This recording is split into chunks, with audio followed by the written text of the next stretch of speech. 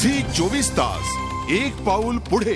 देशामध्ये सध्या महागाईचा आगडोंब उसळलाय, मात्र येत्या काही दिवसात महागाईचा आणखी भडका उडण्याची शक्यता आहे। डिझेलची पुन्हा दरवाढ होण्याचे संकेत मिळतात। डिझेलची पुन्हा दरवाढ होण्याची शक्यता।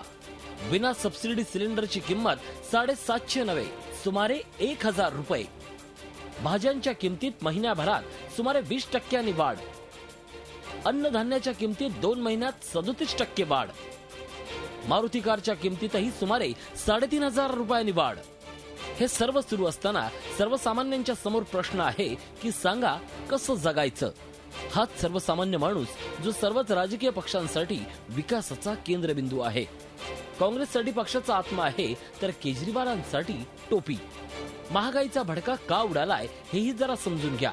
डिझेलची किंमत ही आता नफ्याच्या बाजारातली पहिली गरज ठरणार आहे। देशात 80% माल वाहतूक आणि त्यांचे वस्तूचे दर डिझेलच्या किमतीवर अवलंबून आहेत आणि देशातले 9 कोटी शेतकरी याच डिझेलद्वारे शेतात पाणी पोहोचवतात। याकडे दुर्लक्ष करण्यात येत आहे। इतकंच नाही तर आता 7व्यापासून पुढच्या सिलेंडरसाठी तुम्हाला 500 रुपये जास्त मोजावे लागणार आहेत। सध्या सिलेंडरची किंमत होती साधारणतः 400 रुपयाच्या घरात, ज्यावर सरकार 347 रुपये सबसिडी देत होतं। आता तेल कंपन्यांनी वितरकांना प्रति सिलेंडर 125 ते 150 रुपयांची वाढ करण्याची सूचना दिल्या आहेत। या भाववाढीमुळे 7व्या सिलेंडरसाठी 900 रुपयांपर्यंतचा खर्च ग्राहकांना करावा लागणार आहे। गॅस एजन्सीजनी नव्या दरानं सिलेंडरची विक्रीही सुरू केली आहे। तसंच तेल कंपन्या घरगुती गॅसच्या किमतीमध्ये प्रत्येक महिन्यात आंतरराष्ट्रीय बाजारातील किमतीनुसार बदल करू शकतात। या सगळ्याबरोबरच मारुती सुझुकीच्या कारही महाग झाल्यात।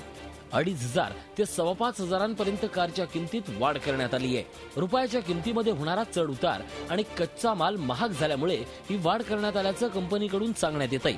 त्याचबरोबर होंडा, टोयोटा, जनरल मोटर्स सहित आणखीन काही कंपन्यांनी किमतीत वाढ करण्याचा निर्णय घेतलाय। तसंच कारही नाही तर दुचाकीच्या किमतीही वाढल्या आहेत। एकंदरीतच काय तर सामान्यांनी जगायचं तरी कसं असा सवाल उपस्थित होतोय। झी 24 तास साठी ब्युरो रिपोर्ट। झी 24 तास एक पाऊल पुढे।